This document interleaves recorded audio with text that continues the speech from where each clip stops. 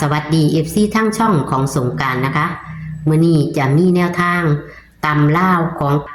ปูว่าปีเมื่อคืนนี้เลขวิ่งเพิ่นบ่ผิดหวังนะคะแต่จับคู่กับในตารางเพิ่นหลุดนะคะพี่น้องเลขวิ่งของเพิ่นให้6กับ3ก็มา6ค่ะพี่น้องเพิ่นเน้นซ้ำ6ขีดเส้นใต้คือตัวเน้นนะคะนะคะสายวิ่งสายแลนบ่พลาดเอามื้อนี้วันที่5 สิงหาคม 69วันพุธนี้ปูจะให้เป็นตัวใดขอกดไลค์กดแชร์ให้กับปูเด้อค่ะจะเป็นตัวใดปูจะแก้มือให้ปูว่าเขาแท้ๆมื้อนี้พี่น้องเอาจะเป็นตัวใดเฮาไปรับชมรับฟังกันได้เลยค่ะ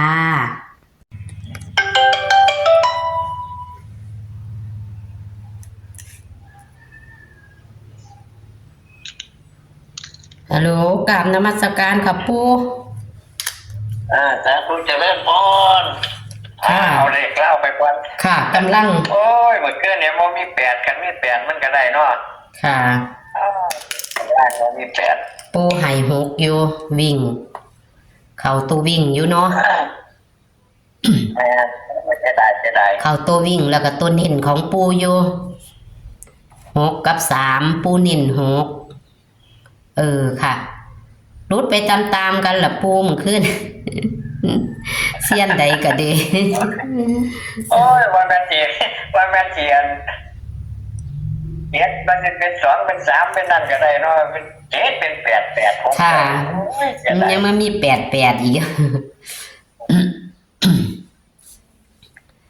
ค่ะเอาไม้ปูขึ้นเก่าค่ะค่ะเลยค่ะเดี๋ยวมื้อนี้จะเอารัฐบาลไทยเลยอยู่ดอกปูขันแล้วนี่ลุงสรุปเลขแล้วก็จะต่ออยู่ปูรัฐบาลไทยจะเอาพร้อมกันวันเสาร์เป็นยกแม่ติค่ะเนาะเพิ่นว่าวันเสาร์ว่าซั่นเด้เพิ่นว่ามันเป็นแค่แต่วันเสาร์น่าสิคัดอีกคนค่ะจังกันได้ยกแม่เมื่อคืนนี่บ่ได้โทรไปบอกยกแม่แม่บาจุดโทรขอเลขเล่ามันได้เลข3ตัววันที่486แม่แม่มแตกเลขถูกแตกโอ้ยมันทำวัดลงมาแล้วเนาะทำวัดลงมาแล้วมันเหลืออยู่5 นาที10 นาทีที่พอทุ่มนึงสิโทรไปบอกย่อมแม่ว่าโอ้วันได้481 486ถูกแตกเลยแตกท่ากลางเลยจะได้ออกอีหลีตัวนี้ปู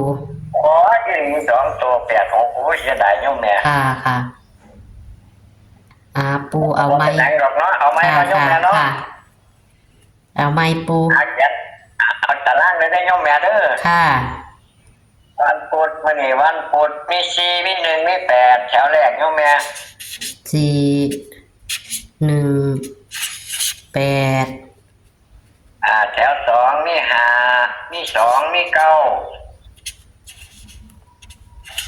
5 2 9แถวล่างมี6เด้อย่อมแม่ได้ใส่เลข2เด้อ6ค่ะเด่น4กับ1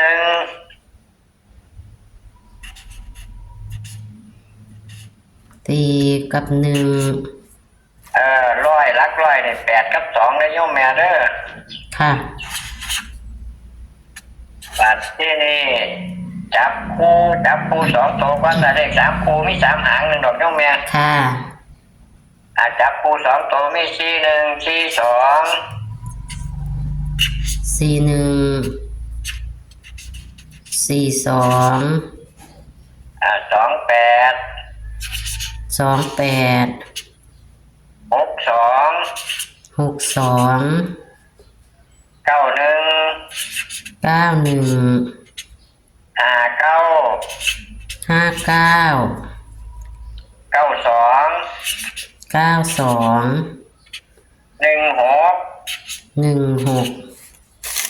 เราจะ89ย่อมแม่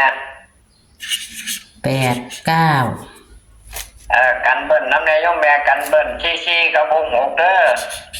44แล้วก็66บัดที่นี่เลข3ตัวมี3หางได้ย่อมแม่เด้อ8 6 2 862 892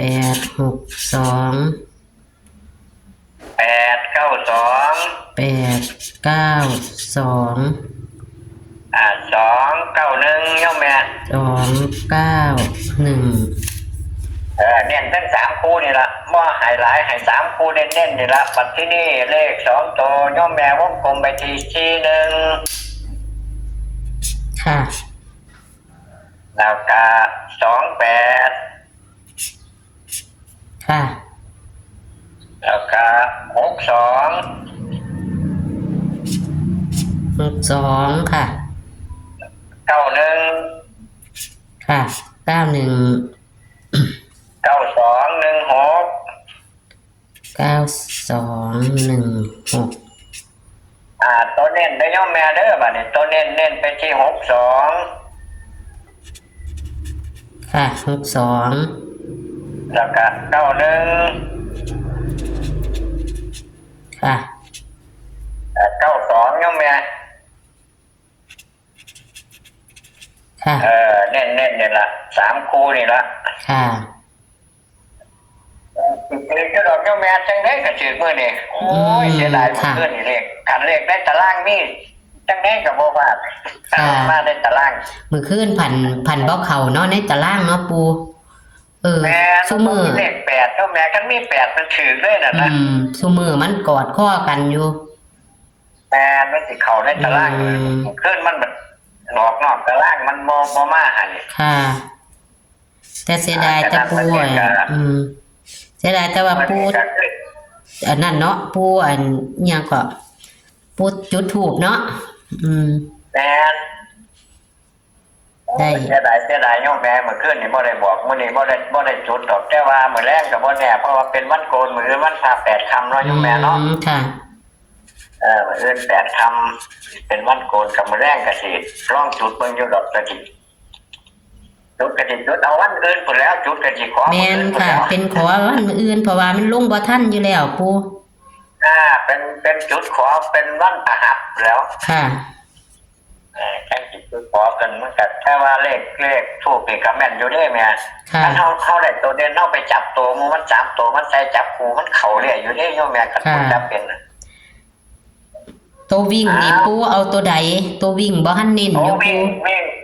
น้นไปที่4ได้โยมแม่เด้อค่ะเน้นที่วิ่งที่นั่นล่ะหลายที่มันก็มีหรอกมันก็บ่หลายคู่มันเพราะว่าเลขมันมีอยู่ในตารางเฮาต้องจับกระจายค่ะไม่เห็นอยู่ดอกย่อมแม่นบ่เข้าเลขเรื่องมันก็ต้องเข้าเลขจับคู่แล้วมื้อนี้ฉะนั้นเขามาเบิ่งกับพิจารณาเด้อที่ก็ได้ค่ะก็เข้าแน่รถแน่ก็ธรรมดาค่ะสาธุปูมันแม่นอยู่ดอกค่ะแม่รถแน่ธรรมดาบ่มีผู้ใดเฮ็ดเข้าตลอดดอกเนาะย่อมแม่เนาะแม่นค่ะแม่นค่ะปูมีเข้ามีรุดแนวทาง